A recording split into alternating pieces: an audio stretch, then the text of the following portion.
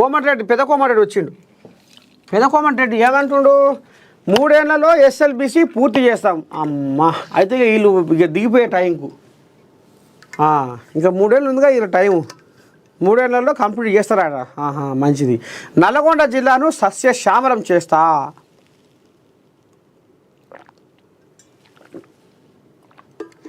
కోటి మంది మహిళలను కోటీశ్వరులను చేయడమే ప్రభుత్వ లక్ష్యం.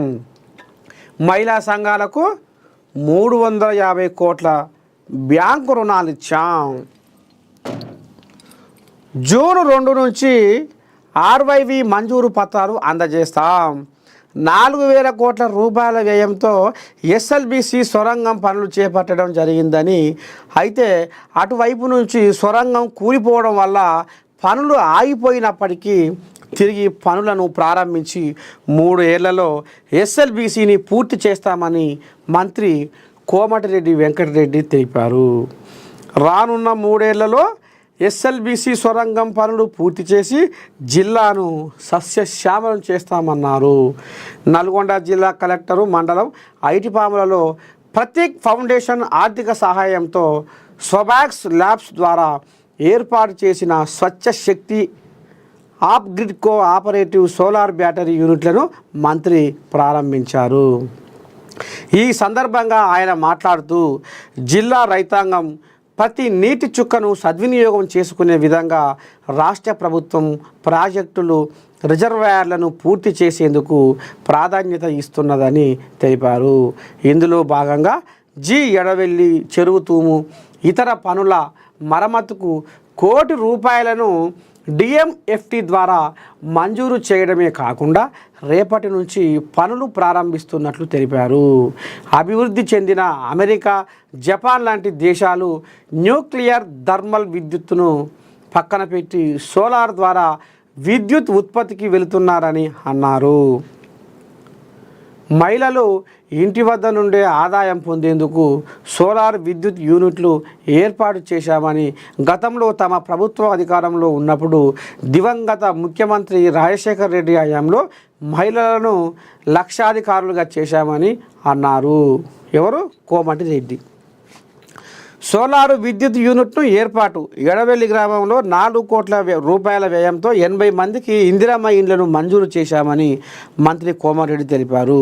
దీనితో పాటు 5 కోట్ల రూపాయలతో బీటీ రోడ్లు, 30 లక్షలతో డ్రైనేజీ మంజూరు చేశామని తెలిపారు. ఎడవెల్లి చెరువు మరమ్మత్తు పనులను నాణ్యతగా చేపట్టాలని నిర్దేశించిన సమయంలో పూర్తి చేయాలని ఇంజనీరింగ్ అధికారులను ఆదేశించారు. కనగల్ ఆసుపత్రిలో గ్లూకోమా కంటి పరీక్షలు అధునాతన యంత్రం ఏర్పాటు చేశామని తెలిపారు. సరే, ఇప్పుడు ఇక్కడ ఒక మాట ఏంటంటే, ఎడవెల్లి గ్రామంలో 4 కోట్ల రూపాయల వ్యయంతో 80 మందికి ఇందిరమ్మ ఇండ్లు మంజూరు చేశామని మంత్రి కోమటిరెడ్డి తెలిపింది. ఇప్పుడు ఇందిరమ్మ ఇండ్లు ఒక్కొక్క నియోజకవర్గానికి 3,500 చొప్పున ఇస్తున్నామని సర్కారు ప్రకటించింది. ఇప్పుడు 3,500 ఇండ్లు నియోజకవర్గానికి ఇస్తే దాదాపు 7 నుంచి 10,000 వరకు 7 నుంచి 10,000 వరకు దరఖాస్తులు వస్తున్నాయి అనేది గుసగుస. స్వయాన ఒక ఎమ్మెల్యే చెప్పిండు మొన్న, 7,000 నుంచి 10,000 వరకు దరఖాస్తులు వస్తున్నాయి. ఏం చెయ్యాలి, ఎట్లా చెయ్యాలి అంటే, అయ్యా చేసేదేముంది, పేదోనికి ఇవ్వాలి, లబ్ధిదారునికి ఇవ్వాలి. ఎవడైతే గూడు లేకుండా వాడు మరి అన్నవో రామచంద్ర అని అంగలారుస్తుండో వానికి ఇవ్వాలి. ఇక మరి పార్టీ జెండాలు మోసే వాళ్లకు, పార్టీ కార్యకర్తలకు ఇచ్చుకున్నారు అనుకో, ఇక మీరు కూడా గతంలో కేసీరావయ్య ఏ తోవల పోయిండో ఇక వీళ్ళు కూడా గా తోవలే పోతురు అనేది మత్స మాత్రం మీరు తెచ్చుకోవద్దు. ఎందుకంటే ఇది ప్రజాపాలన అని మీరే అన్నారు, ఇందిరమ్మ రాజ్యం అని మీరే అన్నారు. కాబట్టి ఇవాళ 3,500 ఇండ్లు నిజమైన లబ్ధిదారులకి వంచితేనే ఏమన్నా ముక్తి ఫలం అవుతుంది.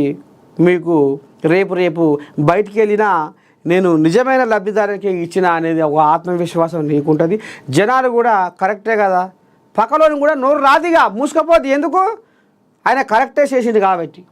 ఒకవేళ ఈయన దారి తప్పి ఇక మరి ఇంకో వ్యవహారం చేస్తే అప్పుడు ఏముందయ్యా ఇచ్చుకపోయి బచ్చలపాను వనేది నువ్వు చేసిన వ్యవహారం అని ముఖం మీదనే అంటారు సారు అని చెప్పిన.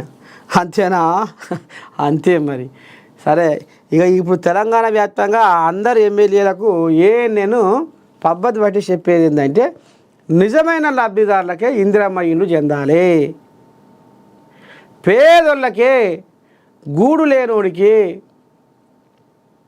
ఎత్తుకోలు మొత్తుకోలు సంసారం చేస్తోళ్ళకే ఈ ఇందిరమ్మ ఇల్లు చెందాలని మళ్ళొకసారి నేను మనస్ఫూర్తిగా కోరుకుంటుంది.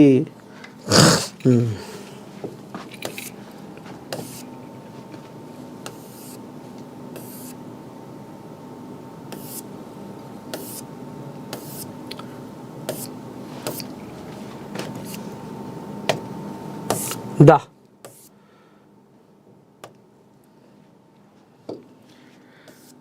తెలంగాణను ఎండబెట్టి గోదావరిని కొల్లగొట్టి మన కాళేశ్వరంపై పెనుకుట్ర. తెలంగాణను ఎండబెట్టి